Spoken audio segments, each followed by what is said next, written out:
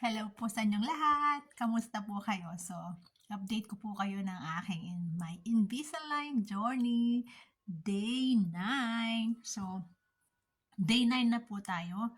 So, ang update ko po sa inyo or experience ko, pakonti yung sore, nawawala na yung pag binabalik mo sila after mag-toothbrush.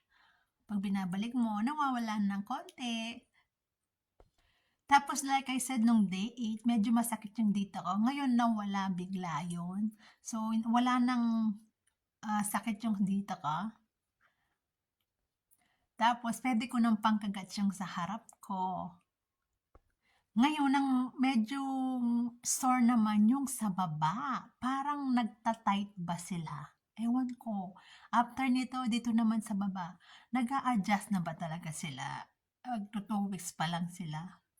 So, like I said, siguro 2 weeks mawawala lahat to. Pero yung sa baba ngayon, medyo sensitive sila, parang tight. So, may share ako sa inyo yung sa paglilinis.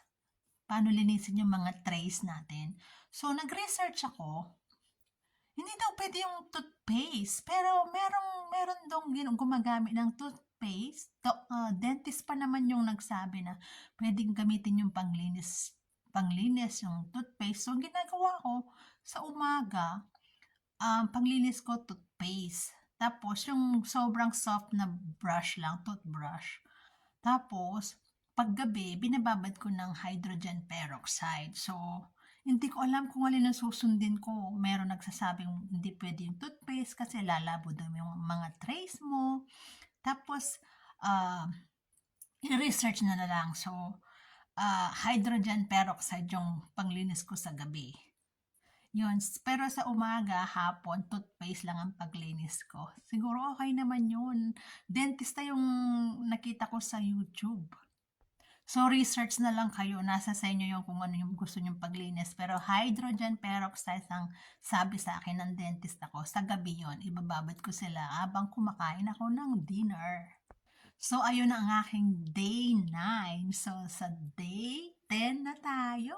So, meron akong copy. So, ito yung mga copy ko. So, basta sinusulat ko, pag may time lang talaga ako kasi nga busy mom.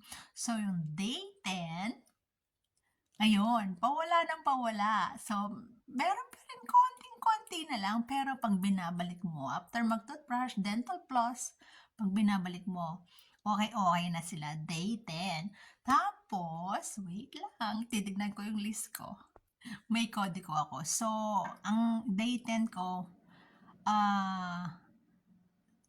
sensitive pa rin sa baba. So, nag-start sila nung day 9, tapos day 10 ngayon. Parang tight sila, yung sa baba. Ewan ko, nag-a-adjust na sila.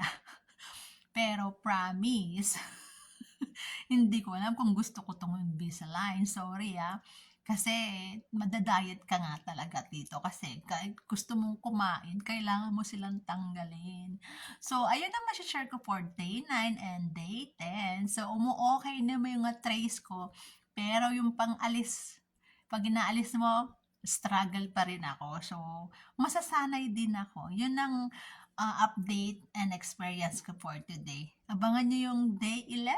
Salamat po. Please follow us or subscribe. Thank you.